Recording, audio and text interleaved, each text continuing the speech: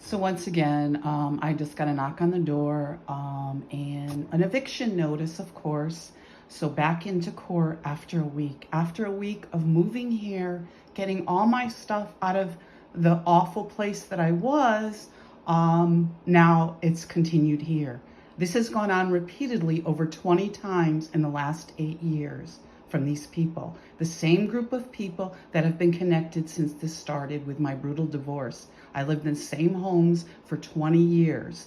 And this is what women face when they leave domestic abusers. Entire communities get together. Now I'm being threatened that I won't be able to live anywhere in these communities. This is what's going on here. I also left the state to try to leave. I left when I was 17. I tried to leave in my 20s. I tried to leave an abusive marriage. I am 60 years old and these people are allowed to continue this. This is not the first time.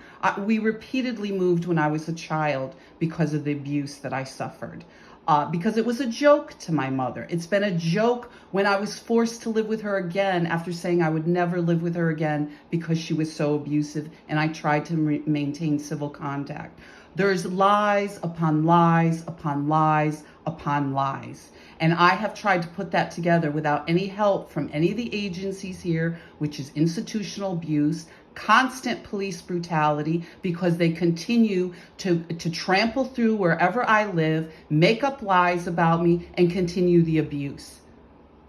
I have continued to try to talk to various people. I know a lot of people here. A lot of people were involved in this. No one will speak to me. They keep making up lies. They keep insinuating things that aren't true. They keep telling my story, but don't want to listen to what my story actually is. They have continued this vicious gossip since I was 5 years old, and these things were done. Not only historic child abuse, but then setting up my marriage. Not only domestic violence, but then once the marriage was crumbling, they sexually assaulted me, made up a whole other bunch of lies when I was in shock, and threw me out on the street and forced me to live in a parking lot in the winter and told me to just go die, basically, because they didn't care. And now it continues, trying to get the littlest things like a room, because the economic abuse has been going on since I was a child, when my mother refused to buy even simple things like shampoo for me. I got out on my own at 17. I left home. I worked diligently,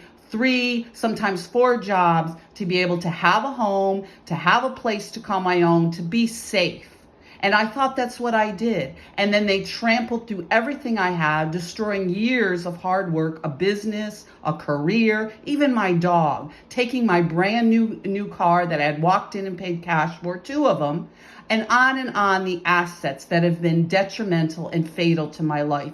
And law enforcement, the court system, the community mob here, wherever I go, continues to harass, attack, and lie. I've continually tried to get lawyers. I am pretty much out of money now. I was basically giving a fraction of what I was supposed to be getting in the courts.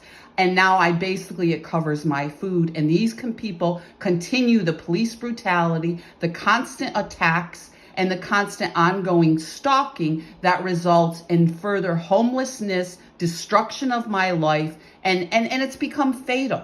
The ongoing chemical attacks, physical attacks, being beat up, thrown around like garbage in this community. And this is the absolute hell that women go through. And when you plead for help from these agencies and these police departments around here and various other individuals trying to get lawyers, this is what they do to you. And this is why I continue to speak out about what's going on here. Be safe out there, guys.